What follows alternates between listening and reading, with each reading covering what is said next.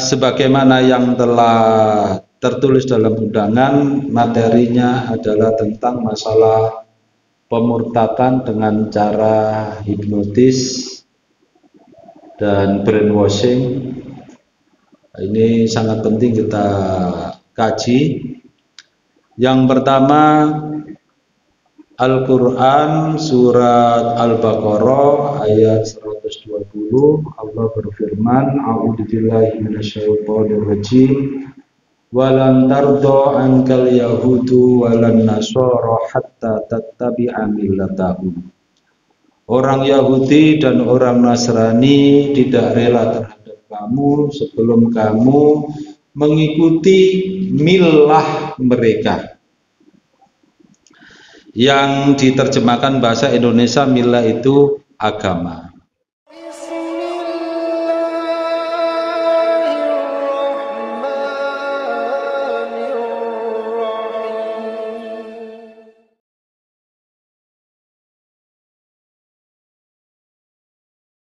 Assalamualaikum warahmatullahi wabarakatuh.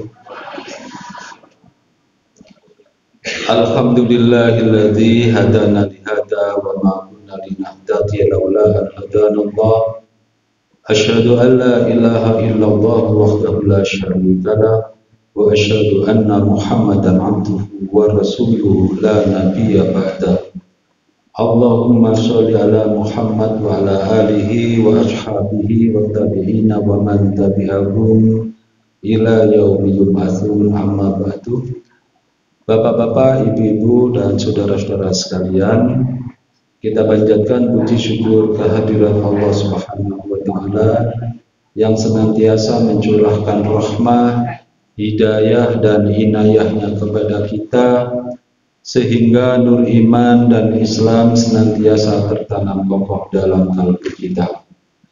Salawat serta salam selalu terlimpahkan pada junjungan kita Nabi Muhammad SAW,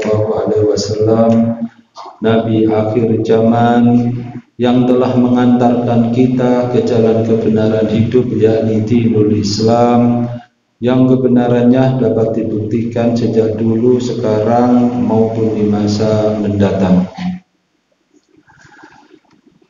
Bapak-bapak, ibu-ibu, dan saudara sekalian, mohon maaf saya terlambat. Tadi saya jam 5:15 sudah berangkat pengajian di Ngoro, Mojokerto. Dan ternyata biasanya jam 6.30, ternyata dimulai jam 7.25. Nah, akhirnya ya saya keluar dari masjid pesantren ya Ma'had Bustanul Quran Fajar Shodiq Nurul Azhar Porong, ya tempat pesantren kami sendiri. Keluar dari sana jam 8.10, terus mampir ke rumah, akhirnya ganti motor aja, kalau pakai mobil malam nggak nyampe. Nah, akhirnya ke sini pakai motor, bawa buku. Ternyata sampai di Nginden ya disasarkan juga gitu, oleh Google. Nah, karena pertama kali saya ke sini. Yang kedua, sebagaimana yang telah tertulis dalam undangan, materinya adalah tentang masalah pemurtadan dengan cara hipnotis dan brainwashing. Ini sangat penting kita kaji. Yang pertama, Al-Quran surat Al-Baqarah ayat 120, Allah berfirman, A'udzubillahi minasyaitonirrajim, walan tardo ankal yahudu walan nasara hatta tattabi'a millatahum. Orang Yahudi dan orang Nasrani tidak rela terhadap kamu sebelum kamu mengikuti milah mereka. Yang diterjemahkan bahasa Indonesia, milah itu agama. Nah, ini perlu kami jelaskan biar kita mengalami salah paham. Pada ayat itu memakai kata millah, bukan din, bukan hatta tattabi'a dinakum, tapi hatta tattabi'a millata dinahum. Nah, ini hatta tattabi'a millatahum. Jadi millah bukan din. Nah, millah ini banyak pengertiannya. Kami gambarkan yang pertama, kalau itu diartikan agama saja, itu masih kurang pengertian itu, belum mencakup secara makna millah.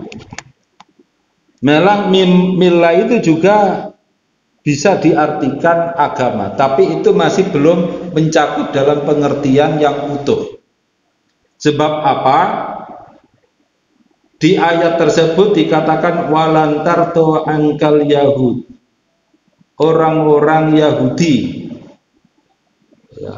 Kemudian orang-orang Kristen. Nah, agama Yahudi kalau dikatakan mereka tidak akan rela terhadap kamu, ya, orang Yahudi tidak rela pada kamu sebelum kamu masuk agama mereka, ini nanti kontradiktif dengan realitas. Ya, realitas agama Yahudi. Sebab apa? Agama Yahudi itu agama rasialis. Agama yang boleh diikuti oleh orang-orang Yahudi. Orang lain nggak boleh ikut masuk ke agama Yahudi. Ya, nggak boleh ikut masuk agama Yahudi. Nah, boleh ikut kalau seandainya kita bukan orang Yahudi, masuk ke lingkungan Yahudi, meskipun kita mengakui dan mengikuti tata cara ibadah Yahudi dan mengaku ikut agama Yahudi, itu tidak diterima begitu saja. Itu sampai keturunan yang kesekian, sampai ke-10 pun belum tentu diterima. Lah kalau seperti siapa kayak Benjamin Kateng, namanya siapa dulu itu? Dia dulu kan PMII dulu ya, PMII. Dia sudah meninggal. Setelah dia kuliah di Israel, dia mengaku sudah beragama Israel. Pada kita, yaitu ditertawakan oleh Yahudi. Baru aja dia satu keturunan mengaku masuk agama Yahudi, nggak akan diterima. Lah terus apakah salah ayat itu? Benar ya. Surat Al-Baqarah ayat 120 itu benar. Millah itu bukan hanya agama, tapi juga bisa diartikan dengan program, kehendak, mitos, ya, skema mereka. Contohnya apa sih? Sebagai contoh,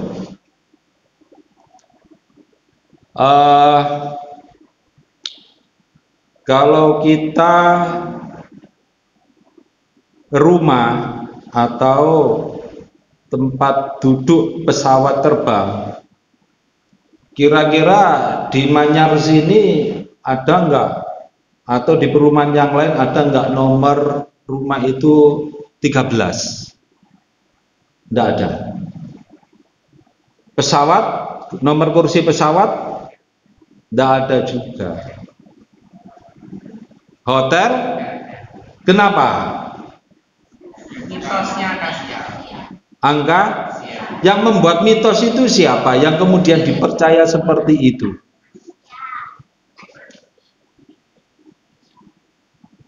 Nah, disinilah kita tahu bahwa itu dibuat oleh Yahudi, dibuat mitos, dan mayoritas pebisnis dunia, sedunia, ya para pebisnis, bahkan bukan hanya pebisnis ya, itu meyakini angka 13 itu angka sial. Siapa yang membuat? Yahudi. Untuk apa? Nah, enggak tahu kan? Inilah pentingnya kita belajar Judaisme dan Kristologi itu.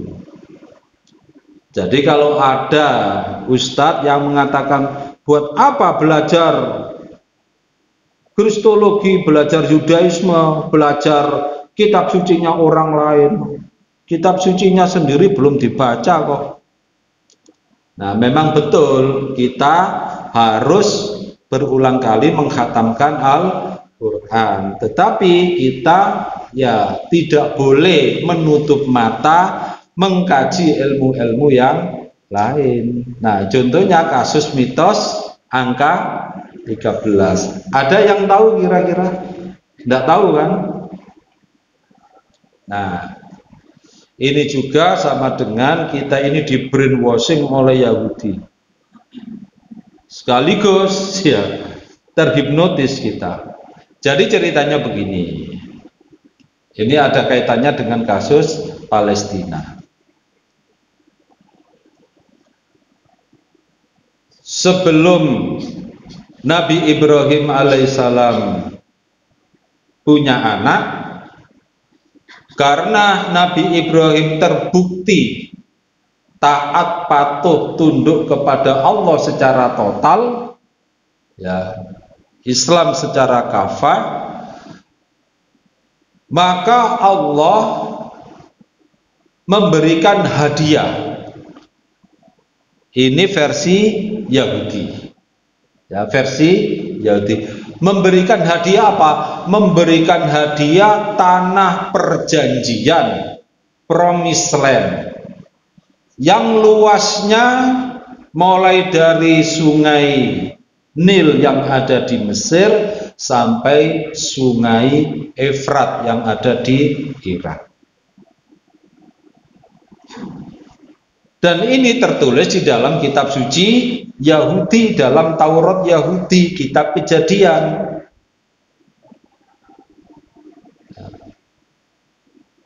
Tertulis.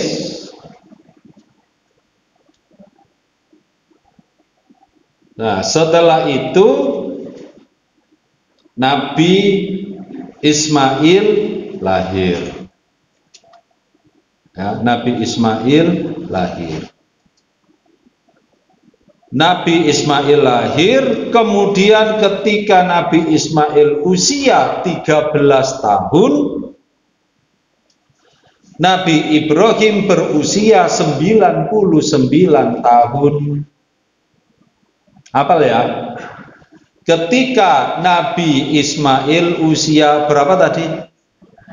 13 tahun, Nabi Ibrahim usia 99 tahun, keduanya disunat bersama di hari yang sama. Ditegaskan begitu. Nah,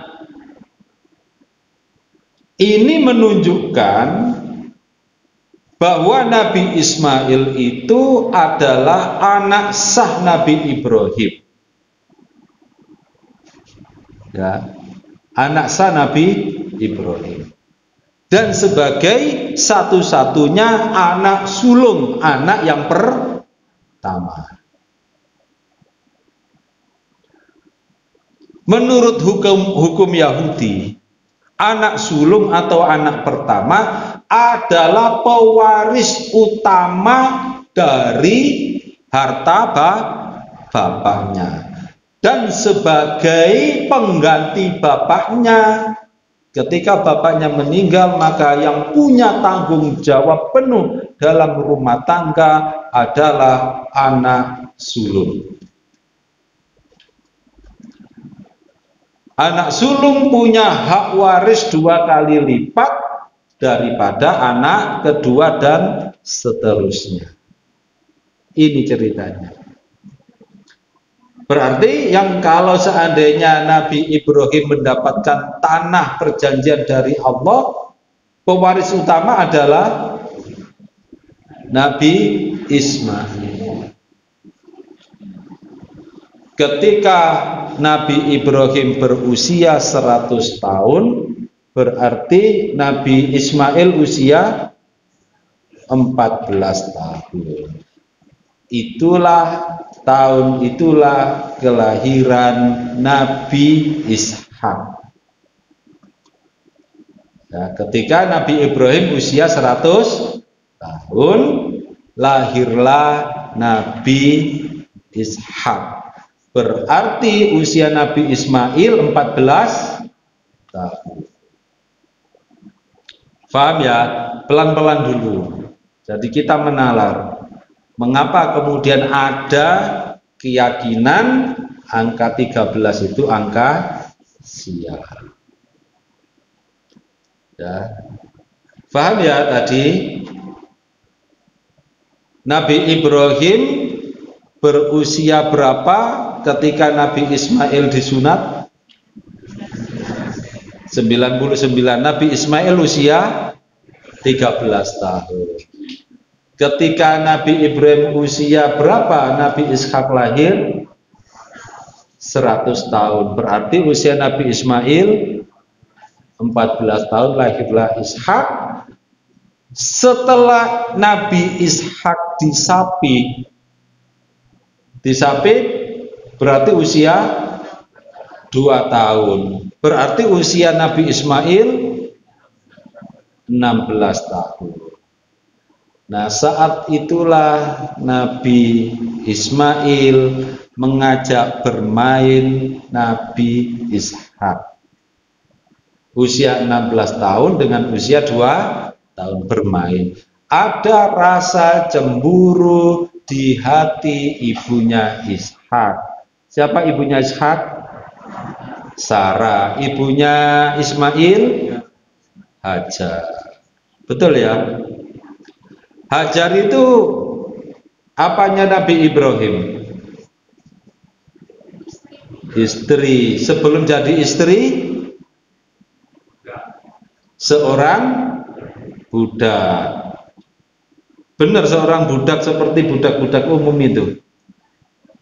Nah, menurut penjelasan dari seorang Rabi Yahudi yang memiliki otoritas tinggi, ya memiliki otoritas tinggi di pokoknya yang paling berwibawa di kalangan agama Yahudi pada abad pertengahan, yaitu Rabinu Shlomo ben Yitzhaki.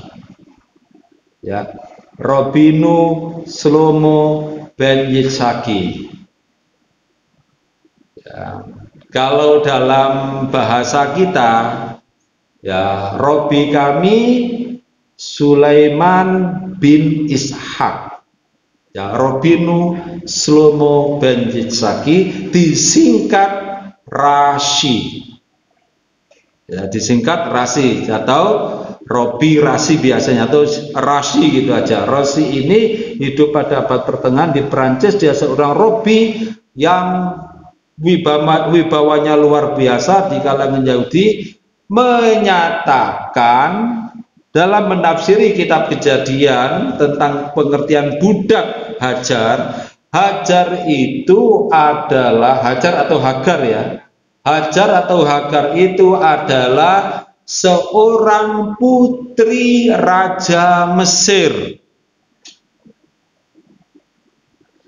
yang kagum atas mukjizat yang dimiliki oleh Nabi Ibrahim dan berkeyakinan daripada putriku aku jadikan istrinya seorang raja kafir, lebih baik menjadi apa? Ya, lebih baik menjadi istri bagi Nabi Ibrahim. Jadi perlu dikasih garis bawah tentang pengertian budak ya, yang dilabelkan pada Siti Hajar. Itu diakui oleh Robi Shlomo Robi siapa tadi? Shlomo ben Yitzhaki, disingkat Rashi. Ya. Paham ya tentang statusnya Siti Hajar?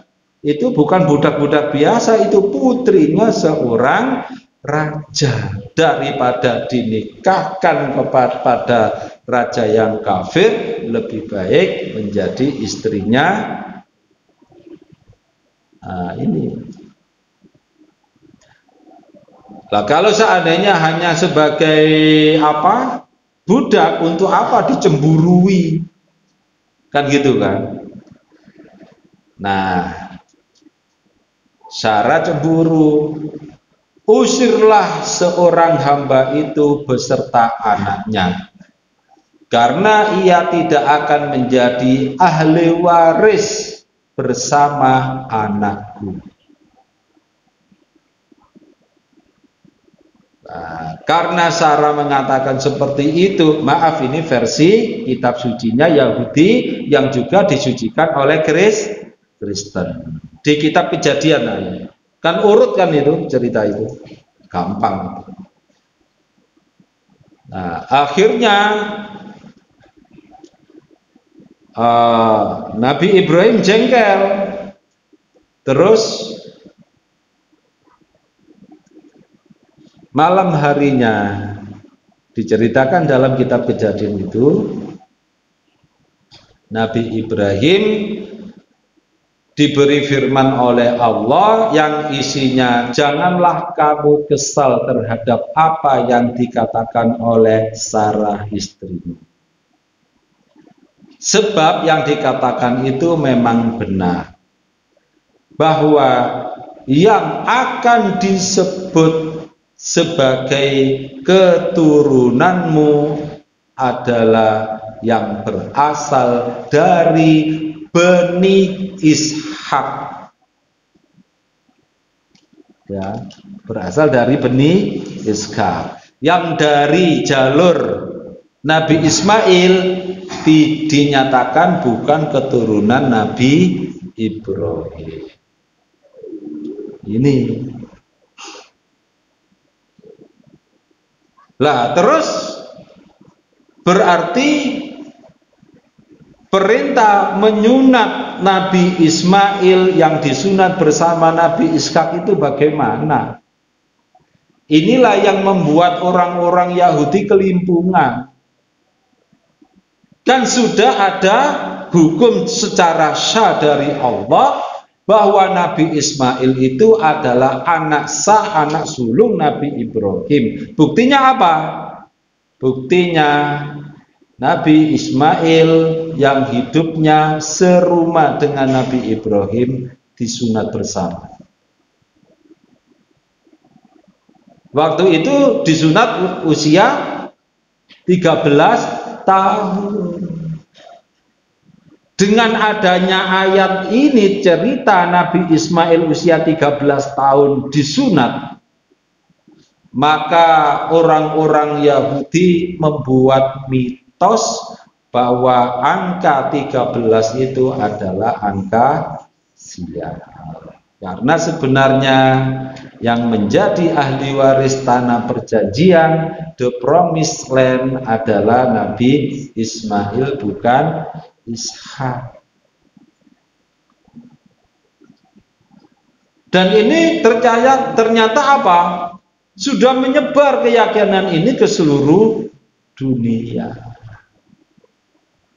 Termasuk kita juga begitu.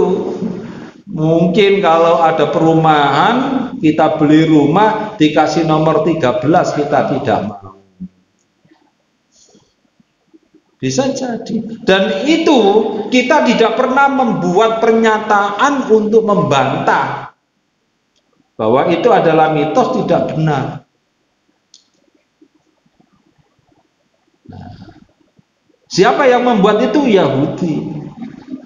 Jadi istilahnya mereka membuat pemurtatan terhadap kita bukan dalam arti kita masuk ke agama mereka, tidak, tapi kita masuk dalam konsep mitos, program, skema yang dibuat oleh mereka.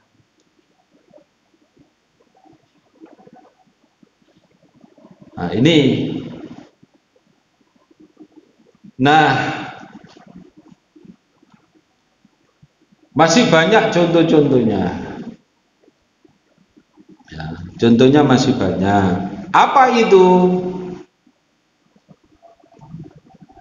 Bapak-bapak, kita masih sering mendengar ucapan salam berapa agama di Indonesia itu? 6. Ya. Waktu salam itu Assalamualaikum warahmatullahi wabarakatuh. Terus damai sejahtera bagi kita semua. Terus Om Swastiastu. Terus salam budaya dan seterusnya. Yang menyuruh kita mencampur seperti itu siapa?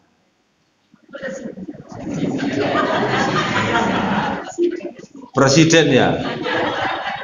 Kita nurut. Nah, maaf saya minum sebentar ya. Saya tadi belum sempat minum.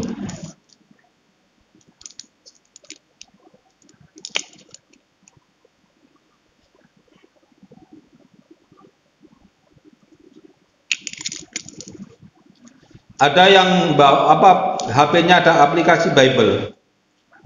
Ada? Enggak punya? Hah? Ya coba, enggak apa-apa. Ada yang bawa Bible? Enggak ada ya?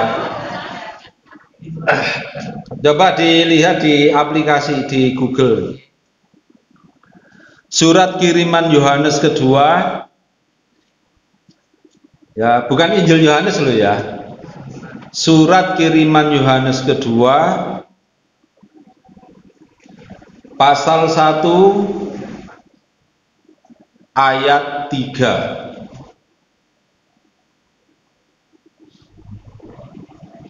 Surat apa tadi? Surat kiriman Yohanes kedua atau Yohanes 2 biasanya ya. Surat kiriman atau 2 Yohanes ya. Surat kiriman Yohanes kedua pasal 1 ayat 3. Udah ketemu? Ketemu ya? Tolong baca keras-keras bunyi ayatnya. Kasih karunia rahmat dan damai sejahtera dari Allah Bapa dan dari Yesus Kristus Anak Bapa akan menyertai kita dalam kebenaran dan kasih. Anugerah belas kasih dan damai sejahtera dari Allah Bapa dan Yesus Kristus Sang Anak menyertai kita dalam kebenaran dan kasih. Ya, cukup. Itulah ajaran damai sejahtera bagi kita semua. Itu diambil dari ayat surat kiriman Yohanes kedua pasal 1 ayat 3. Dan itu kita baca, kita ikut-ikutan. Dulu Bani Israel sudah diingatkan oleh Allah. Ya, di kitab Keluaran, di kitab Ulangan jelas, di Taurat ya, kitab Ulangan, di Al-Quran juga sama. Kita diingatkan tentang kisah Bani Israel ya, yang diambil perjanjiannya dengan Allah. Tertulis pada surat Al-Baqarah ayat 42. Itu perjanjiannya. Wala talbisul haqqo bil batili wa taktumul haqqo wa antum ta'lamun. Janganlah kamu mencampur aduk antara yang hak dengan yang batil dan menyembunyikan kebenaran padahal kamu tahu. Itu diantara isi perjanjian yang diambil oleh Allah dari Bani Israel. Ya, perjanjian itu. Nah, kalau kita mengungkap tentang bagaimana perjalanan hidup Bani Israel, baru saja diselamatkan oleh Allah dari genosid Fir'aun. Bani Israel menyembah patung sapi. Cukup Pak itu. Yang lebih parah adalah yang kemudian diaplikasikan ke kita. Pada tahun sekitar 922 sebelum Masehi, Nabi Sulaiman wafat. Kerajaan Bani Israel pecah jadi dua. Kerajaan utara terdiri dari 10 suku Bani Israel bernama Kerajaan Israel, beribu kota di Samaria. Yang kerajaan selatan terdiri dari 2 suku Bani Israel bernama Kerajaan Yudea atau Kerajaan Yehuda, yang kemudian kita kenal dengan istilah Kerajaan Yahudi atau suku Yahudi, beribu kota di Yerusalem. Setiap tahun ada ibadah tahunan yang seperti kita, setiap tahun ada ibadah sholat Idul Fitri. Nah, syarat ibadah tahunan Bani Israel ini adalah mereka harus berkumpul jadi satu. Di depan mereka itu ada tabut menghadap ke, ya, menurut mereka itu istilah Bet Hamaqdasa. Nah, bahasa Arabnya Baitul Maqdis, yang sekarang itu adalah Masjid Al-Aqsa, menghadap ke sana. Makanya sampai sekarang itu ada Wailing Wall, tembok ratapan yang biasa orang-orang Yahudi melakukan pertobatan atau baca kitab sucinya ada di tembok ratapan. Itu kan berdampingan dengan Masjid Al-Aqsa. Nah, mereka ini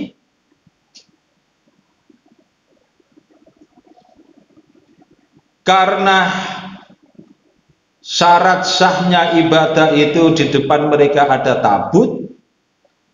Tabut itu kan berisi apa? Loh batu atau batu yang ditipiskan, diukir tulisan ayat-ayat Taurat. Nah, karena satu-satunya tabut yang berisi kitab Taurat adalah ada di Yerusalem, maka 10 Bani Israel untuk beribadah tahunan itu ya harus ke kerajaan selatan. Nah, kalau setiap tahun seperti ini, itu yang dikhawatirkan oleh raja kerajaan utara. Terutama pada masa Raja Ahab, mereka dibuatkan ritual, ya, ibadah tahunan yang mencampur antara ajaran Allah yang diberikan kepada Nabi Musa dengan ajaran-ajaran kepercayaan lain. Akibat mereka melakukan sinkretisasi agama atau mencampur aduk agama inilah, maka Allah murka dan membiarkan 10 suku Bani Israel yang berada di kerajaan Israel Utara ini dihancurkan atau dibinasakan oleh Raja Sargon kedua dari Asyur, ya, tahun 723 sebelum Masehi atau 200 tahun setelah kematian Nabi Sulaiman alaihissalam. Dihancurkan, dibinasakan, keberadaan mereka kemudian tidak diketahui sampai sekarang. 10 suku Bani Israel ini. Oleh karena itulah saudara mereka yaitu suku Yehuda yang kemudian kita sebut sekarang ini secara total Yahudi yang berada di kerajaan selatan, menyebut mereka dengan istilah the 10 lost tribe of Israel, 10 suku Bani Israel yang hilang. Suku Naftali, suku Zebulon, suku Yusuf, suku Simeon atau Samun, ya, suku Lewi dan seterusnya, udah keberadaannya tidak diketahui. Amblas. Nah, yang masih selamat lari ke kerajaan selatan, kerajaan Yudea atau kerajaan Yehuda, ke Yerusalem sana.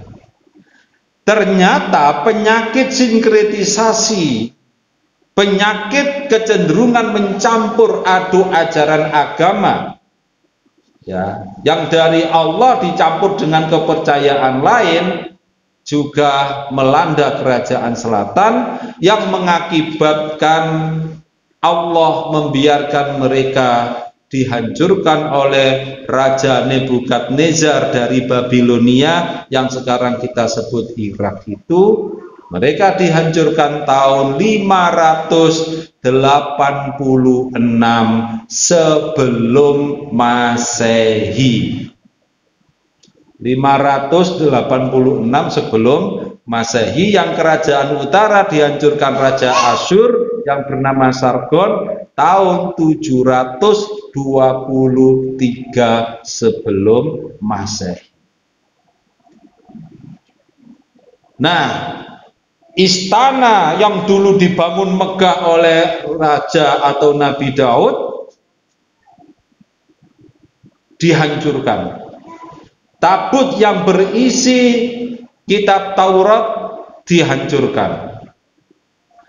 Baitul Maqdis, Bait Hamaqdasa atau Baitullah yang sekarang kita sebut komplek Masjid Al-Aqsa itu juga dihancurkan. Ya, udah dihancurkan semua. Nah, penduduknya yang masih hidup dibawa ke penjara Babel. Gambaran penjara Babel itu seperti Gaza itu. Ya, nggak boleh keluar masuk seenaknya, yang namanya penjara besar. Dan itulah bagi orang-orang Yudea atau Yehuda atau Yahudi merasakan penderitaan yang luar biasa. Mereka tidak boleh menyebut nama Allah. Mereka tidak boleh menyembah Allah. Dan tidak boleh memakai bahasa Ibrani sebagai bahasa pergaulan mereka. Ini. Mengapa itu bisa terjadi? Karena mencampur aduk agama. Maka kita pun, supaya negeri tanah air kita hancur, gampang caranya. Apa? Suruh aja nyampur aduk agama. Selesai sudah. Pasti nanti Allah marah dan kita akan dihancurkan oleh bangsa lain. Sama kasusnya.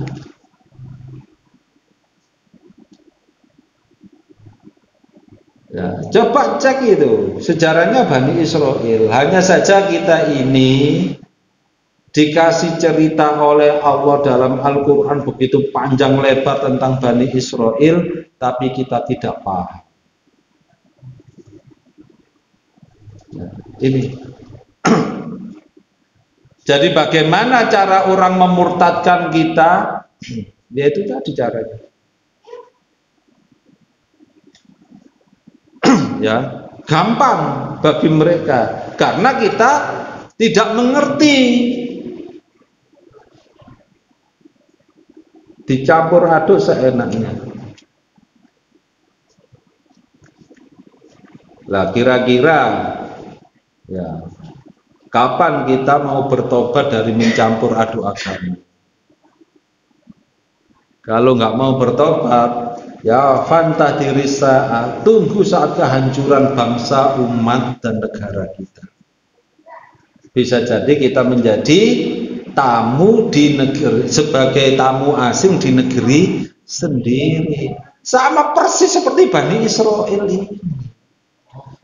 Kita dapat cerita Bani Israel diambil sebagai cerita begitu saja, tanpa kita ambil ibrah apa yang terkandung di kisah-kisah itu.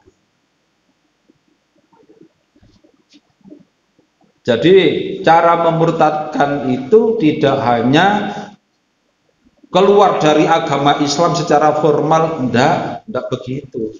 Kalau orang Yahudi, bagaimana orang ini meskipun ya mengaku beragama Islam, tapi pemikirannya, keyakinannya, tata cara hidupnya, ideologinya sudah di luar ajaran Islam. Inilah cara-cara mereka. Tampaknya sederhana, dan itu ternyata sudah terjadi pada diri kita. Bapak-bapak dulu ada yang senang drum band, yang ikut drum band, ikut ya? Waktu sekolah. Sering melantunkan lagu Havanadila atau Babylon River. Enggak, untung. Itu saya sempat kaget juga saat di acara salah satu televisi swasta. Dulu kan ada itu ya, di hari Ahad malam di pemandu acaranya Bob Tutupoli apa? Tembang kenangan apa lagu kenangan? Tembang kenangan ya. Nah, itu banyak ibu-ibu berjilbab berserta suaminya, jelas suaminya juga muslim, ibu-ibu itu juga muslim, diajak menyanyikan lagu Babylon River atau Havanadila, dan itu adalah, kalau Babylon River itu adalah sama Havanadila, itu himne Zionisme. Ya, himne Zionis. Kita nggak paham. Ya, saya bisa bicara gini ya karena memang dolanan saya itu waktu saya mimpi di Swiss itu ya di museumnya Zionis itu. Coba lihat yang punya nomor WA saya. Profil WA saya itu kan foto saya di Museum Zionis di Basel, Swiss itu, berbatasan dengan Jerman. Itu foto saya tuh. Itu kan tulisannya artinya itu kan bahasa Jerman kan. Museum Zionis Yahudi di Basel, Swiss. Betul Ustaz Ziyad ya? Ada gambarnya itu. Ya betul. Nah itu ada tulisannya itu. Bisa baca itu tulisannya, bahasa apa itu? Bisa baca kan?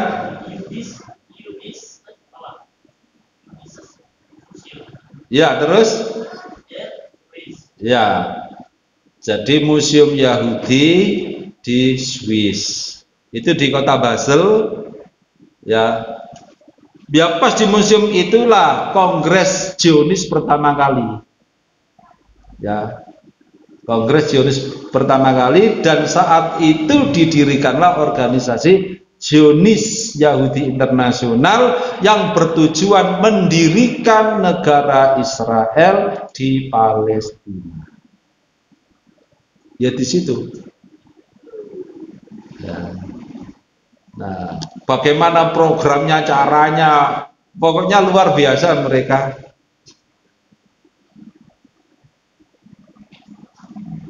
Saya ulangi lagi, ya, mereka dengan begitu indah, dengan teori teosofinya, semua agama adalah benar, ya kan?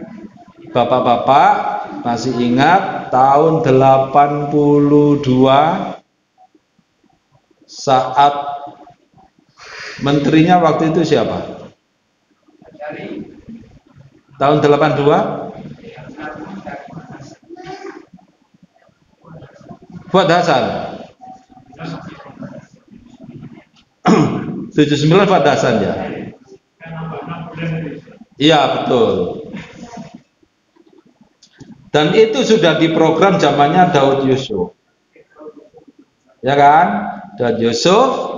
Dan itu ada program pemurtatan bahasa Indonesia dan pemurtatan budaya Indonesia. Jadi Daud Yusuf memerintahkan kepada atau menginstruksikan pada rektor IKIP ya, di beberapa perguruan tinggi IKIP waktu itu, supaya mahasiswanya yang di jurusan sastra mendaftar kosakata bahasa Indonesia yang berasal dari bahasa Arab. Kira-kira kosakata bahasa Indonesia yang berasal dari bahasa Arab apa aja dulu? Musyawarah, terus mukodima. Masih ingat bapak-bapak yang mukodima? Yang muda-muda udah nggak tahu.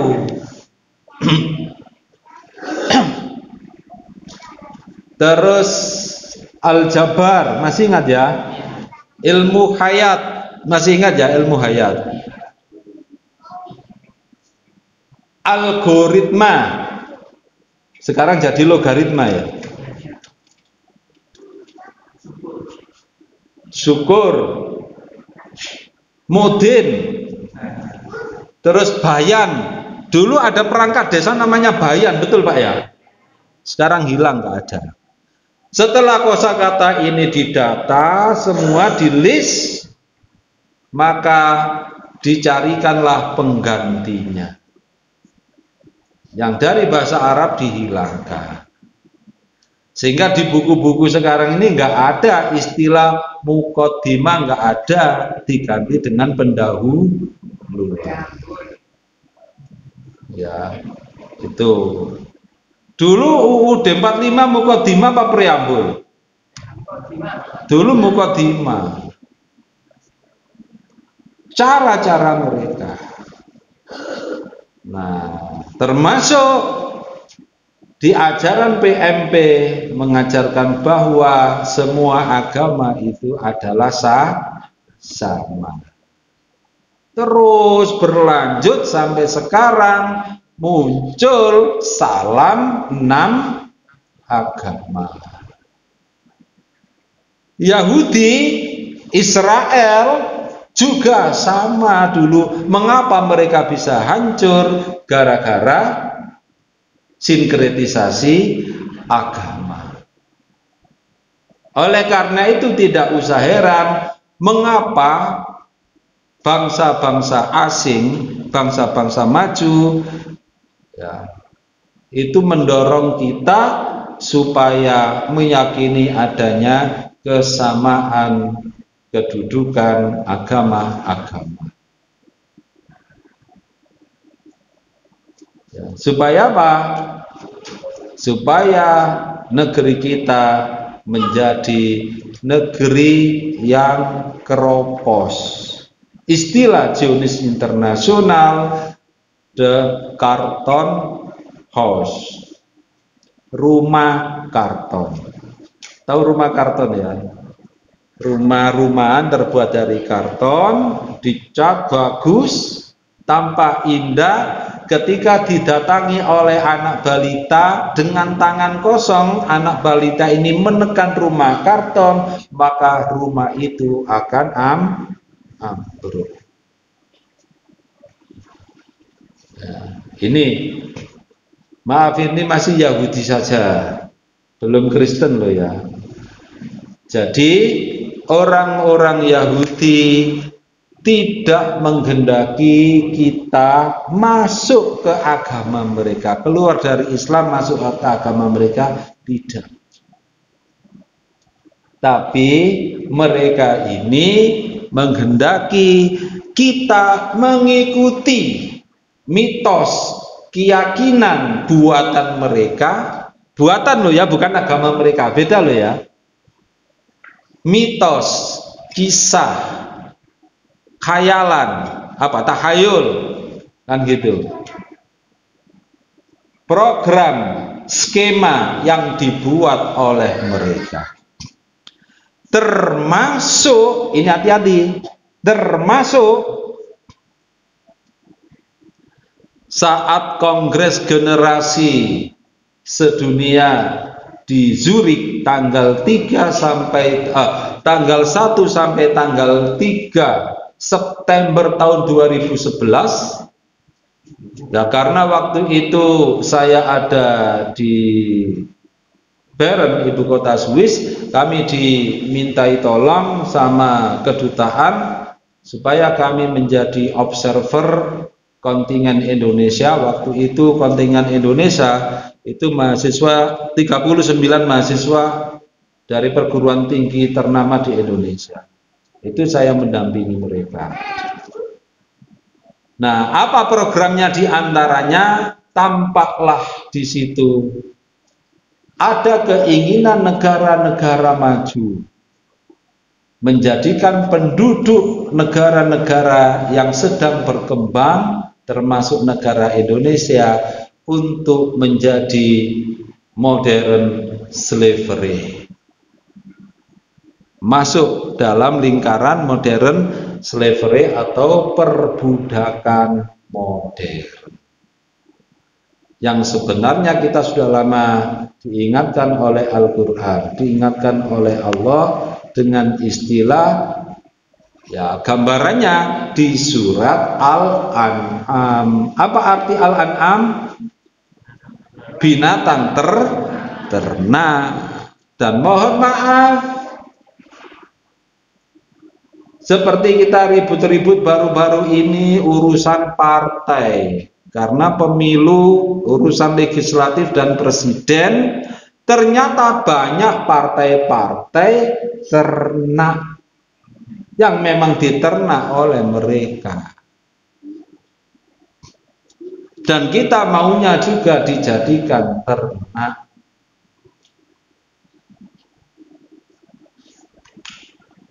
Ini cara mereka begitu. Sehingga kita nggak ada istilah lagi dengan ideologi ini. Kalau dulu, mohon maaf, ya, bapak-bapak dulu kalau mempertahankan ideologinya rela dihukum, ditangkap oleh Laksus, oleh Kodim, oleh Polres, gara-gara urusan partai. Karena apa? Memperjuangkan ideologi. Orang-orang PKI rela berkorban demi ideologinya, komunis. Orang-orang sosialis juga begitu, orang nasionalis. Ya, dulu nasionalis itu kan ada dua ya. Bapak-bapak masih ingat? Jadi itu. Tapi sekarang bagaimana? Nggak ada istilah yang memperjuangkan ideologi. Yang diperjuangkan adalah kepentingan dan kekuasaan, bukan ideologi. Apalagi ideologi Islam nggak akan diperjuangkan.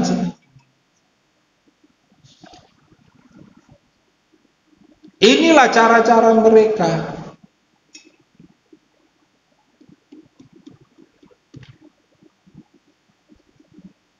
Maaf, ini selesai jam berapa ini? Ini masih belum urusan Kristen loh ya. Ini masih Yahudi loh. Jadi istilahnya kita dimurtadkan ya, secara perilaku, pemikiran ya. Meskipun kita mengaku sebagai orang Islam.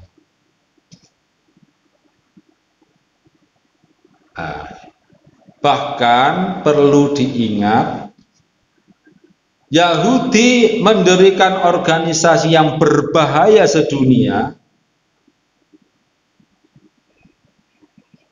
didirikan di Indonesia pada tahun 1764. Tahun berapa? 1764. Apa nama organisasi Yahudi ini? Freemasonry. Kita kenal Freemasonry, tapi di Indonesia berdiri tahun 1764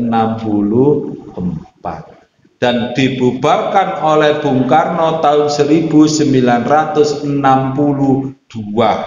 Berarti 198 tahun berdiri di Indonesia. Dan itu ada kaitannya dengan VOC. Oleh karena itu perlu diingat-ingat, Yahudi sangat mengenal internisnya bangsa Indonesia. Ya. Istilah orang Jawa pong, ngerti jeroane wong Indonesia. Bayangkan kita jauh sebelum merdeka, mereka sudah bercokol kuat di Indonesia. Bahkan VOC itu siapa? Yaitu organisasi dagangnya Freemason. Bahkan mereka punya perusahaan pengoboran minyak di Kalimantan Timur, yaitu di Balikpapan, yaitu Yunokal. Ya, sekarang kemudian diambil alih oleh Chevron. Nah, sekarang diambil alih oleh Pertamina. Termasuk pengasuh rohaninya Chevron adalah saya. Nah, jadi itu. Terus kita diajari oleh siapa? Muridnya seno guru-gurunya dengan falsafah hidup Jawa, mangan ora mangan sing penting kumpul. Nggak taunya di Kalimantan Timur tambang emas hitam luar biasa, yaitu minyak dan gas alam.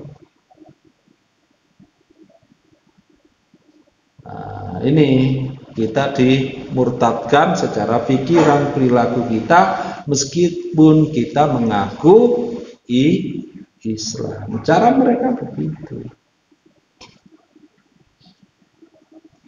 Nah, sudah banyak contoh ya, nanti banyak contohnya sebenarnya. Sekarang barulah ke Kristen.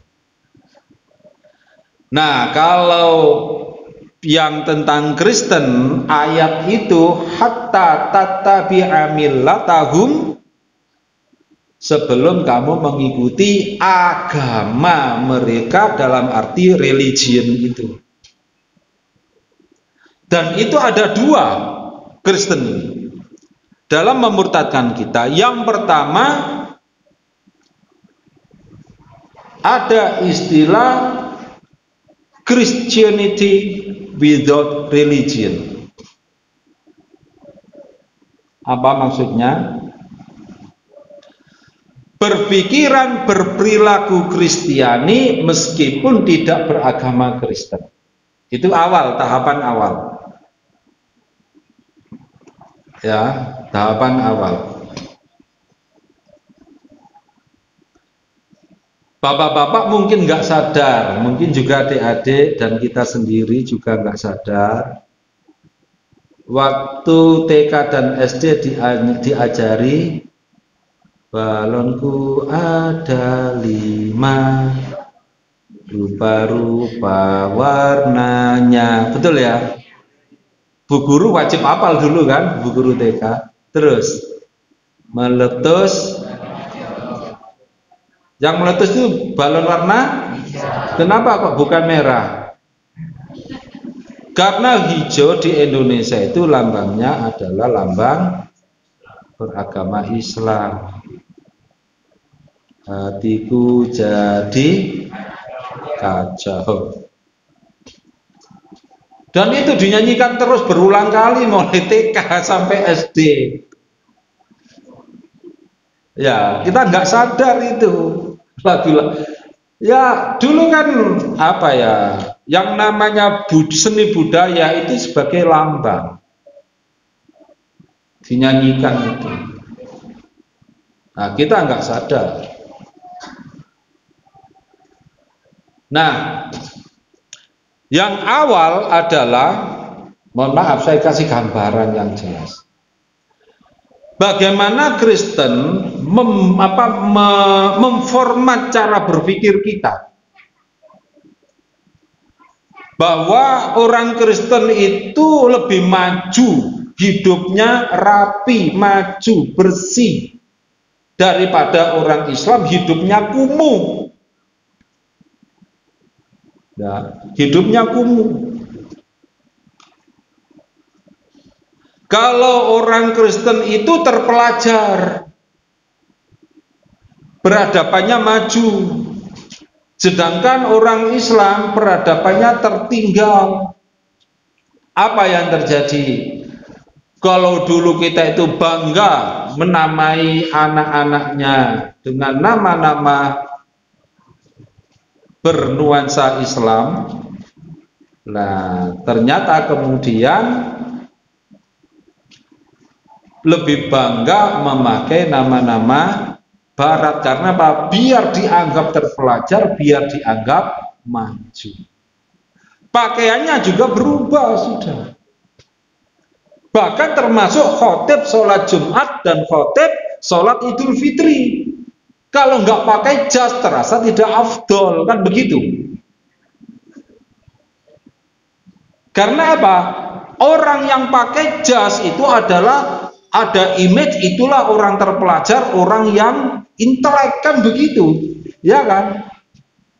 Memposisikan diri sebagai orang yang pengetahuannya lebih tinggi daripada jamaah yang dikhutbahi. Kita nggak terasa itu. Oleh karena itu mengapa saya itu tidak mau waktu Idul Fitri, Idul Adha pakai jas. Yang pertama karena memang saya itu gerah. Oh, di lapangan panas-panas, ya kan? Iya. Lah apakah saya nggak mau pakai jas? Mau. Kalau khutbah saya di Hong Kong, di Makau, ya kalau foto saya seperti di Eropa, waktu pengajian ya pakai jas. Karena apa? Waktu musim dingin. Kalau musim panas ngapain? Ya. Saya di Makau waktu khutbah Idul Adha, ya, bersama teman-teman Nakerwan. TKW sana nggak mau disebut TKW, Nakerwan, katanya lebih keren. Ya. Nah, kalau TKW kan seperti apa gitu, mereka punya istilah sendiri, ya, Nakerwan. Nah, juga ya di Hong Kong, saya nggak masalah pakai jas karena waktu musim dingin. Kalau musim panas enggak, saya nggak pakai. Di Indonesia saya pakai jas itu hanya 2 kali, ya, hanya 2 kali waktu itu. Ya. Saya coba memang kira-kira nggak jas itu gerah apa enggak, ternyata gerah itu. Dan itu pun dulu tahun 96. Saya pakai jas, saya nggak pakai. Ya, apalagi khutbah, meskipun ada AC-nya, saya pakai baju batik, lebih itu apa? Saya lebih menunjukkan keindonesiaan saya. Ya, jadi itu caranya ya. Kita di format seperti itu, cara berpikir kita. Nah, terus anak-anak dinamai apa? Bukan lagi nama-nama bernuansa Islam, tapi nama Barat. Di antaranya Helen. Helen itu apa artinya? Tahu istilah Helenisasi? Helenisasi itu pengyunanian pemikiran, budaya, dan kepercayaan. Ya, Helenisasi. Ya. Terus ada yang namanya biar keren eklesia. Apa arti eklesia itu? Yaitu gereja.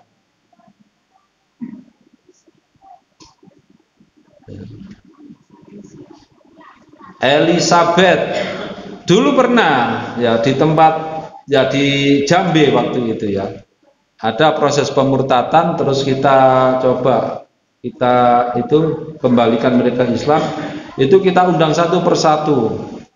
Nah, terus teman saya memanggil nama Elizabeth, pikiran dia Elizabeth itu masih muda cantik. Ternyata Nona Elizabeth datang, orangnya tua sudah bongkok, klunu. Teman saya tertawa. Saya kira namanya Elizabeth itu masih muda. Ternyata nenek-nenek katanya. Padahal nama aslinya ya nama Islam bagus dulu. Ya, itulah yang terjadi. Ya, dari cara pemikiran sudah. Yang kemudian pada tahun 80 di zaman Menteri Agama Alamsyah Ratu Perwira Negara, umat Islam terutama tokoh-tokoh Islam dihimbau untuk mengucapkan selamat Natal dan mau menghadiri undangan perayaan Natal. Sudah mulai. Sampai sekarang ada upaya memaksakan supaya umat Islam mengucapkan selamat Natal. Dan ternyata apa? Ada tokoh-tokoh agama Islam mengatakan, oh sekedar mengucapkan yang penting tidak mengubah akidah, kan begitu. Padahal yang namanya ucapan punya konsekuensi hukum syariat dan akidah. Ya. Bapak-bapak, ibu-ibu, dan saudara-saudara sekalian, seperti ya sampai untuk mengucapkan atau agar umat Islam mau mengucapkan selamat Natal sampai mencopot ayat Al-Quran, mencomot ayat Al-Quran atau menukil ayat Al-Quran surat Maryam ayat 33 yang berbunyi wassalamu alayya yauma wulitu wa yauma amutu wa yauma ub'atsu hayya. Dengan mengatakan ya, yang mengharamkan mengucapkan selamat Natal itu nggak ngerti Al-Quran. Allah sendiri itu loh memberi ucapan selamat Natal kepada Nabi Isa. Buktinya di surat Maryam ayat 33 itu selamat atas kelahiran Nabi Isa. Wassalamu alayya yauma wulitu wa yauma amutu wa yauma ub'atsu hayya. Keselamatan kesejahteraan atas diriku di hari aku dilahirkan dan di hari aku dimatikan dan di hari aku dibangkitkan hidup lagi. Loh, kan ada ucapan selamat hari kelahiran Nabi Isa. Allah saja memberi ucapan selamat kelahiran Nabi Isa. Kok kita enggak mengharamkan? Katanya begitu.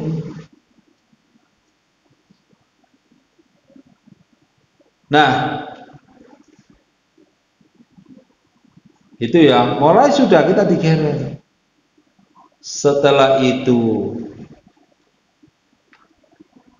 kan di negara kita dalam struktur pemerintahan itu kan ada lembaga khusus yang membina ormas, ya, kegiatan-kegiatan yang berbau kebangsaan dan politik kemasyarakatan yang disebut dengan Bakes Bangpol.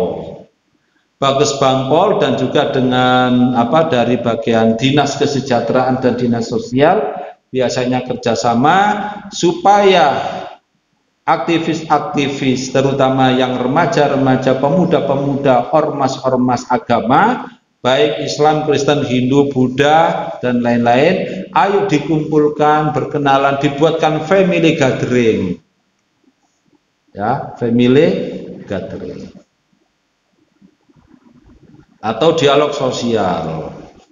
Diajak kemana? Ayo disewa booking hotel di sana. Dana dari negara. Memang tujuannya bagus supaya saling mengenal. Tapi dari pihak Kristen ini dipakai alat untuk mengukur kecerdasan aktivis-aktivis Muslim, mengukur kemampuan sosial dan ekonomi aktivis-aktivis Muslim juga. Dan kalau sudah kenalan, nah yang pertama kali kalau sudah berkumpul, yang diincar oleh mereka adalah aktivis-aktivis muslimah yang berjilbab. Ya. Aktivis-aktivis yang berjilbab didekati anak-anak gadis kita yang aktif di organisasi dakwah itu. Apakah yang di Muhammadiyah, di NU, atau ormas-ormas lain. Setelah didekati, sebagai contoh ke anak-anak kita yang wanita, yang berjilbab, wah ini calon penghuni surga. Dan gitu kan? Calon penghuni surga, cantik, solihah, tidak lepas dari sholat 5 waktu. Ini dan pasti sebagai wanita soleha siap untuk dipoligami. Mulai angkat tangan ibu-ibu yang siap dipoligami, angkat tangan. Ayo, nggak ada yang mau. Nah,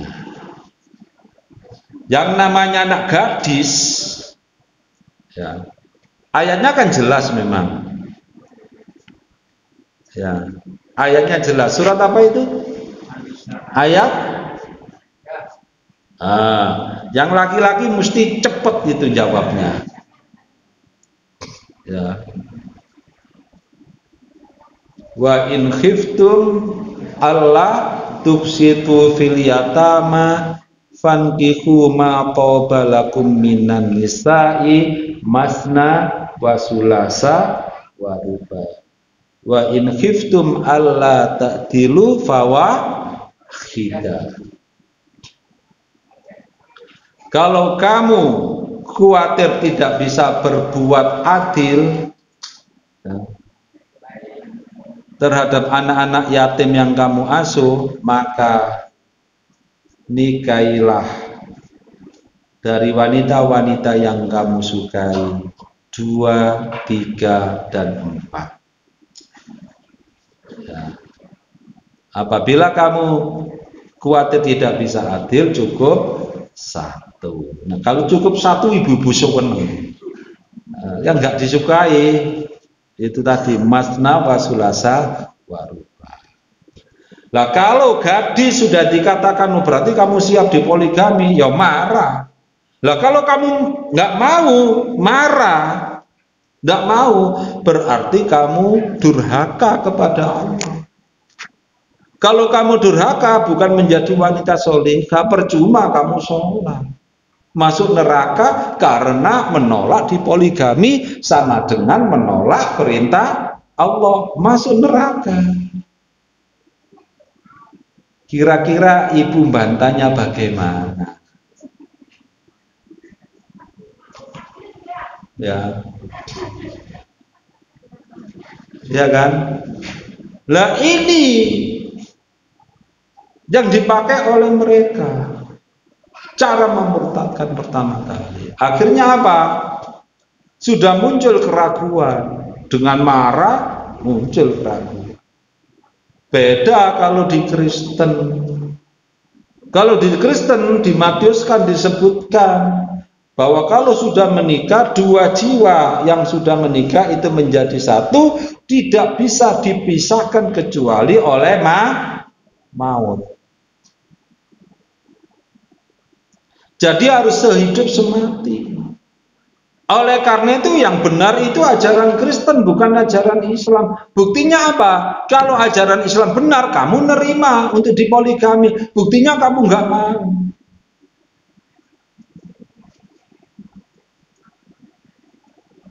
Enak caranya.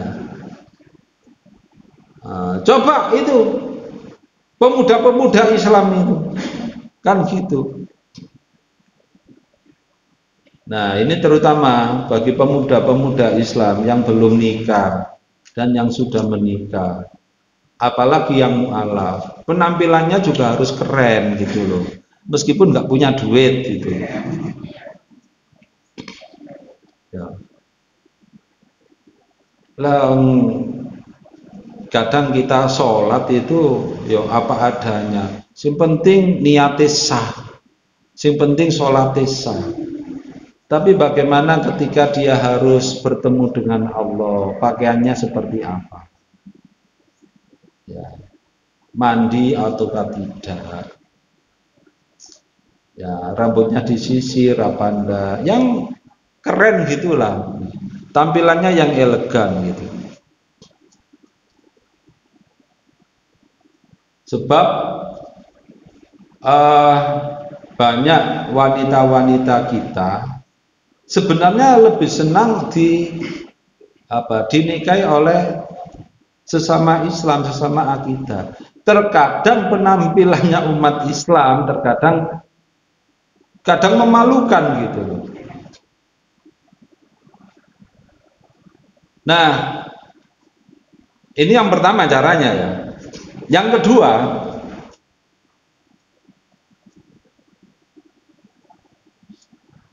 setelah mereka menunjukkan itu dengan mengatakan beda dengan Kristen hanya satu, nggak boleh poligami. Padahal di kitab suci mereka ada ayat berpoligami, bahkan itu dikatakan oleh Yesus. Ya, ada ayatnya. Hanya saja kalau yang Bible seperti King James Version, ayat poligami ini masih ada, tapi yang berbahasa Indonesia sudah dihilangkan. Yang berbahasa Yunani masih ada. Ya, nanti kalau kita mengkaji tentang masalah Injil, nanti kami ungkapkan. Ya, ayat mana saja yang dibuang, tapi bukti asalnya ada tentang poligami. Kalau kita poligami yang boleh berapa? 4. Kalau Kristen 100. Iya 100 betul. Ya. Kalau Nabi Sulaiman dikatakan istrinya 700, gundiknya 300, pas 1000. Nah, saya dulu beserta teman saya, Masyhur Abadi, dosen UIN Pamekasan, menerjemahkan buku Wycliffe of Pope, Kehidupan Seks Paus. Ya, saya kasih kata pengantar judulnya Kitab Suci Kristen Dilumuri Pornografi. Buku itu setelah terbit dilaporkan ke Kejaksaan Tinggi dan Polda Jawa Timur. Dan itu beritanya dimuat 3 hari berturut-turut oleh koran Memorandum. Alhamdulillah. Ya, saya tidak membayar iklan, tiap hari itu berita hidup istilahnya ya. Jadi nggak sampai sebulan, buku yang saya cetak 5.000 eksemplar habis dalam waktu kurang dari 2 pekan. Ya akhirnya ya saya dapat royalti banyak gitu. Sama seperti saya dapat royalti buku Dialog Santri Pendeta, setiap buku itu ditaruh di rak toko buku Gramedia, itu tampaknya diangkut terus oleh pendeta-pendeta. Sampai sekarang cetak udah lebih dari 15 kali cetakan. Kalau yang misteri Natal yang saya bawa ke sini, tadi mohon maaf saya bisa bawa 50 eksemplar saja, misteri Natal dan ketuhanan Yesus. Itu sudah lebih dari 150.000 eksemplar sudah. Banyak sudah. Nah, itu yang masalah poligami ya. Jadi caranya mereka begitu. Lah terus kepada laki-laki atau orang umum juga pada wanita. Caranya bagaimana? Satu, sekarang ini saat Natal kan orang-orang terutama dari kalangan, mohon maaf, dari kalangan NU diundang ke gereja untuk tampil grup ya, melantunkan sholawat kan, betul. Menurut kita ya, atau menurut orang NU yang diundang itu bangga, kita juga bangga. Kalau kita nggak sadar, bangga sekali. Wah, kita dikasih panggung untuk bersolawat kepada Nabi di gereja. Siapa nggak senang? Ya, kita bisa berdakwah di hadapan gereja, kan gitu toh, jemaat gereja. Senang kita, semangat, apalagi acara Natal. Tapi kita nggak tahu sebelum mengundang jamiah tiba ya, yang melantunkan sholawat Nabi itu jemaat-jemaat gereja. Saya kalau nyebut jemaat berarti bukan Islam. Kalau jamaah Islam. Tapi Kementerian Agama ini sudah ngawur. Jamaah haji disebut jemaah haji, jadi pakai bahasa Ibrani bukan bahasa Arab. Jemaah Indonesia gitu ya, bukan jamaah. Sudah diubah. Nah,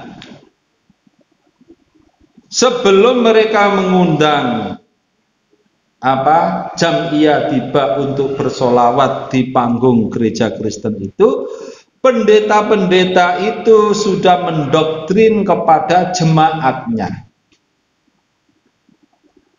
Cobalah orang Islam itu setiap hari berteriak-teriak memohon keselamatan Nabi Muhammad ya, dengan bersolawat.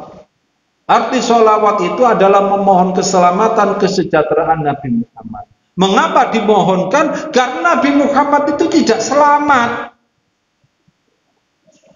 sehingga perlu dimohonkan keselamatan, kesejahteraan.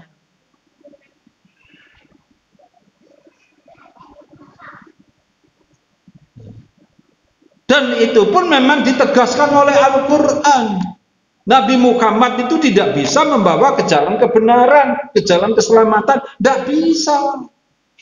Buktinya mana? Di Al-Quran surat Al-Fatah, Al-Fathu ayat 1 dan 2. Inna fatahna laka fatham mubina liyaghfira laka Allahu ma taqaddama min dzambik wa ma ta'akhkhar. Yang artinya sesungguhnya kami, yakni Allah, membuka kemenangan kepadamu wahai Muhammad dengan kemenangan yang nyata, supaya Allah mengampuni dosa-dosamu baik yang dulu maupun yang akan datang. Ayat itu diterjemahkan supaya Allah mengampuni dosa-dosamu baik yang dulu maupun yang akan datang. Ya, yang membawa Al-Quran terjemah atau di aplikasi Al-Quran terjemahnya begitu apa enggak? Sungguh kami telah memberikan kepadamu kemenangan yang nyata. Terus? Agar Allah memberikan ampunan kepadamu Muhammad atas dosamu yang lalu dan yang akan datang. Memberi ampunan kepadamu Muhammad atas dosamu yang lalu, yang dulu dan yang akan datang. Berarti Nabi Muhammad sering berdosa, sehingga membutuhkan ampunan berulang kali. Lah kalau Nabi Muhammad sering berdosa, ya, membutuhkan ampunan berulang kali, berarti Nabi Muhammad itu tidak benar. Kalau tidak benar adalah salah. Kalau salah, untuk apa diikuti? Beda dengan Yesus. Pada Injil Yohanes pasal 16 ayat 14 berkata, Akulah jalan kebenaran dan hidup. Tidak ada yang sampai pada Tuhan Bapa di surga kecuali harus melalui aku. Berarti satu-satunya jalan keselamatan dan jalan kebenaran hidup adalah Yesus, bukan Nabi Muhammad. Itu cara memurtadkan. Lah, kita aja yang sudah belajar Al-Quran merasa kesulitan membantah, apalagi yang awam yang nggak pernah ngaji. Ya, ini. Apalagi sekarang ya banyak cara-cara yang dilakukan mereka dengan cara-cara hipnotis dan lain. Ya, dengan cara D3, dipacari, dihamili, dimurtadkan bagi gadis-gadis. Banyak kejadian, tidak hanya sekarang, sejak dulu di Jakarta itu, terutama kelompok Kristen Tiberias dengan pendetanya Pariaji itu, yang mengaku sudah berulang kali naik turun surga dan neraka. Itu Pariaji itu. Malah dulu itu saya omongi teman-teman, udah Pariaji hadapkan dengan saya, pasti dia nanti lumpuh. Ternyata Pariaji juga enggan ketemu saya. Sama seperti Saifuddin Ibrahim. Padahal waktu itu Saifuddin Ibrahim itu sudah kita janjikan datang ke Surabaya. Tiket pesawat ditanggung Abdullah Wasi'an Foundation. Mau dialog dikasih honor 25 juta. Benar itu. Tapi dia tetap aja nggak berani ketemu.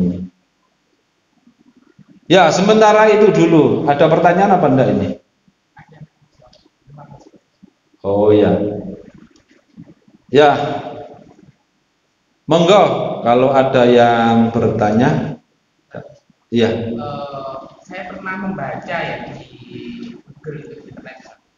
Apakah itu juga termasuk jenis pemurtadan dari bangsa Yahudi? Karena bangsa Yahudi itu menjelaskan di situ mulai dari anak itu hamil, ibunya harus seperti ini, makanannya seperti ini, belajar ini untuk anaknya menjadi saintik atau apa-apa. Apakah itu juga termasuk pemurtadan mereka? Kemudian yang kedua, saya pernah menemukan salah satu profil dari salah satu ustadz. Beliau itu mempunyai komunitas namanya Muslim Jewish Community. Apakah itu perlu kita ikuti ilmunya? Karena secara ini ilmunya memang bagus, secara dari Qurannya loh, cuma saya takutnya nanti kalau di sini dan akhirnya kita dibelokkan sedikit itu, apakah itu bisa dari ilmunya? Iya. Gini, yang pertama, kalau kita ini bergaul dengan masyarakat model apapun, kita ingat yang pertama, tujuan hidup kita dan tugas hidup kita apa di dunia ini. Ini bahwa tujuan hidup kita ini hanyalah untuk menghambakan diri kepada Allah. Surat Ad-Dariyat ayat 56 sampai ayat 58. Dalam rangka menghambakan diri kepada Allah, kita ini diberi amanah oleh Allah, yaitu menjadi khalifah. Khalifah itu memiliki dua pengertian. Yang pertama, kita sebagai manusia sebagai pengganti, ya, pengganti dari makhluk lain yang dulu diserai oleh Allah mengelola alam ini, tetapi mereka durhaka, maka mereka dibinasakan oleh Allah, yang kemudian amanah itu diserahkan ke kita untuk mengelola alam semesta sesuai dengan kehendak Allah. Pengertian yang kedua, khalifah itu adalah wakil Allah di bumi ini untuk menegakkan, mengeterapkan, mengaplikasikan ajaran-ajaran Allah. Nah, sebagai khalifah, maka kita harus memiliki komponen. Apa komponennya? Yang pertama, nah itu kan tertulis pada surat Al-Baqarah ayat 30 sampai ayat 39. Di antara komponennya adalah satu, senantiasa tidak suka dan tidak mau melakukan kerusakan, kekerasan, dan pertumpahan darah. Dan hendaknya senantiasa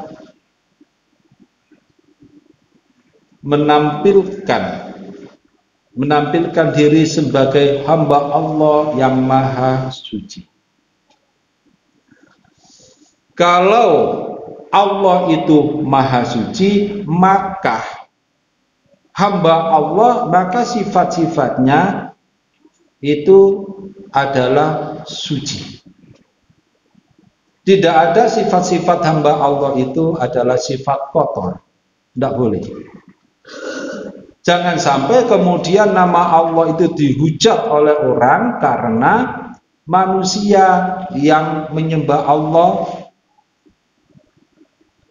yang menampilkan diri, di mana penampilan diri itu mengakibatkan nama Allah dihujat. Mohon maaf contohnya, kalau ada orang yang sangat jahat, maka orang mengumpat terhadap dia apa? Wancane pantes anaknya iblis, kan begitu kan? Karena mengikuti iblis, kan begitu. Maka sifat-sifatnya sama dengan mengarah seperti sifat iblis. Lah kalau kita ini sebagai hamba Allah, maka sifat dan karakter kita mengikuti sifatnya Allah. Hanya saja Allah itu maha, kita tidak. Ya. Allah maha mengetahui, maka kita harus berpengetahuan. Allah maha indah, maka kita juga harus indah, mengikuti sifat Allah. Allah maha baik, kita juga harus baik. Jadi kita menjaga nama baik Allah, nama suci Allah, kita jaga. Apakah itu sudah selesai? Belum. Maka di situ juga Allah menyatakan, wa 'allama Adamal asma'a kullaha tsumma aradahum 'alal malaikah. Nabi Adam diberi ilmu pengetahuan oleh Allah tentang nama dan sifat-sifat benda. Nah, setelah itu dikompetisikan antara makhluk junior, yaitu manusia, dengan makhluk seniornya, apakah itu malaikat dan jin, diuji, dikompetisikan pengetahuannya. Ternyata Nabi Adam unggul pengetahuannya. Begitu pula kita, terutama ketika kita berkomunitas, ya, dengan berbagai, ya, kelompok.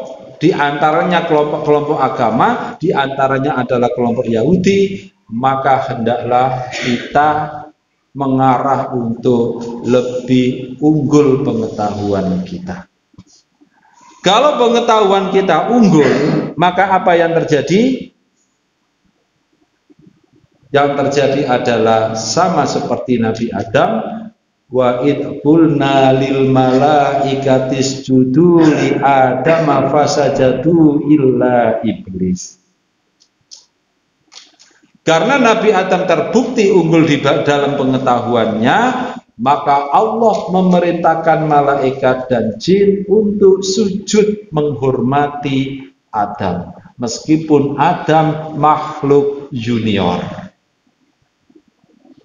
Kita juga begitu. Kita memang harus bergaul dengan siapapun untuk menunjukkan keunggulan dan kebenaran Islam. Harus itu kita bergaul dengan siapapun. Jangan hanya bergaul kepada sesama Islam. Yang namanya dakwah itu ada yang kita berdakwah kepada orang yang sudah berislam dan ada berdakwah pada orang yang non-Islam. Harus bergaul kita, tapi catatannya kita harus unggul. Nah, kalau kita unggul di bidang ilmu pengetahuan dan teknologi, maka orang lain akan sujud menghormati, segan terhadap kita. Nah, terus kita berada di komunitas itu, terutama dengan komunitas Yahudi, karena kita ingin belajar menambah pengetahuan kita. Boleh, tapi hati-hati. Kita harus kritis dan mengkaji tidak hanya dalam lingkaran itu, tapi kaji juga pada ilmuwan-ilmuwan Muslim. Sebab apa? Banyak kandidat-kandidat doktor belajar Islam, belajar sejarah Islam ke negeri-negeri bukan Islam dan dosen-dosennya itu bukan Muslim. Loh kan nggak apa-apa, mereka ilmuwan, mereka jujur. Mereka tidak jujur di balik label intelektual. Mohon maaf sebagai contoh. Oh, sudah jam 11.04 ya. Sebagai contoh, ada seorang pakar hadis dan dia mampu membuat indeks hadis mulai Sahih Bukhari, Muslim, Abu Dawud, Tirmidzi, Nasai, Ibnu Majah ditambah Al-Muwatta'nya Imam Malik. Kitabnya per jilid tebalnya segini per jilid. Itu ada 7 jilid. Hanya indeks hadis ya. Nah, indeksnya aja 7 jilid, tebal, jadi segini tebalnya bukunya. Nah, apakah pakar hadis ini seorang Muslim? Bukan. Dia orang blasteran antara Yahudi dengan orang Barat. Namanya Wensing. Muridnya Profesor Dr. Christian Senuk Hurgrunye. Wensing ini mengaku Kristen, sebenarnya dia itu adalah Yahudi. Dan kitabnya ini dipakai oleh ulama-ulama hadis kita. Sebelum ada komputer aplikasi hadis sekarang ini, itu dipakai melacak hadis. Termasuk saya dulu begitu, sekarang enggak. Saya sudah ada Maktabah Syamilah. Sebelumnya saya pakai kitab itu. Meskipun ada kitab indeks hadis dari Lahore, malah lebih banyak, tapi ini dipakai. Nah, dari sinilah kita tahu bahkan Wensing pernah masuk ke Majma'ul Lughah Mesir, lembaga bahasa Arab di Mesir. Ini yang sangat otorite ini ya, Majma'ul Lughah ini, yang menerbitkan Mu'jamul Alfat, ya, Mu'jam Alfat li kalimatil Quran, 2 jilid tebal-tebal segini. Ya. Lah apa tujuannya Wensing menjadi pakar hadis padahal dia bukan Islam? Untuk apa? Sebagai contoh. Ya, 5 menit lagi ya. Satu aja pertanyaan, nggak cukup ini. Sebagai contoh. Ali bin Abu Thalib sejak kecil hidup bersama Rasulullah. Satu rumah. Ya. Satu rumah. Sampai Ali bin Abu Thalib termasuk as-sabiqunal awwalun. Orang yang pertama kali masuk Islam. Bahkan menjadi menantu Rasulullah, sepupu Rasulullah, sejak kecil hidup satu rumah dengan Rasulullah, termasuk as-sabiqunal awwalun, termasuk, dan dia adalah menantu Rasulullah, suami Fatimah Az-Zahra. Berapa hadis yang diriwayatkan oleh Ali bin Abu Thalib dibandingkan dengan hadis yang diriwayatkan oleh Abu Hurairah yang hanya bertemu Rasulullah paling lama 2 tahun di akhir hayat, di bagian akhir hayat Rasulullah. Mengapa Abu Hurairah bisa meriwayatkan ribuan hadis sedangkan Ali bin Abu Thalib tidak lebih dari puluhan hadis?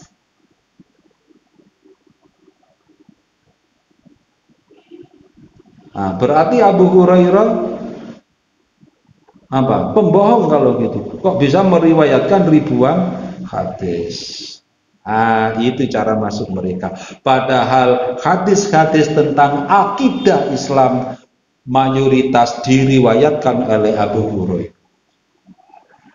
Nah, kalau Abu Hurairah digugat kesohihan hadisnya, berarti kita merombak total akidah Islam yang kita yakini. Wah, kita ngeri kalau itu ya. Sementara itu dulu ya.